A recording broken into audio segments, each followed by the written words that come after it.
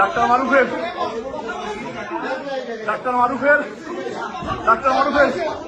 মঙ্গলবার দুপুরে হাসপাতালের চিকিৎসকদের ব্যবহৃত একটি কোয়ার্টারে এক নারীসহ সন্দেহভাজন অবস্থায় পাওয়া যায় ডাক্তার মারুফকে। বিষয়টি স্থানীয়দের নজরে এলে তারা তাৎক্ষণিকভাবে ঘটনাস্থলে গিয়ে অপ্রীতিকর অবস্থায় তাদের আটক করে এবং পুলিশকে খবর দেয়। পরে পুলিশ এসে পরিস্থিতি নিয়ন্ত্রণে আনে। আমার সাথে তার পূর্ব পরিচিত হওয়ার কারণে তার বাবার অসুস্থতা নিয়ে কথা বলার জন্য আমাকে কল দেয়, আমি আসি। আমি ওনাকে চিনি, উনি আমার পূর্ব পরিচিত, এতটুকুই।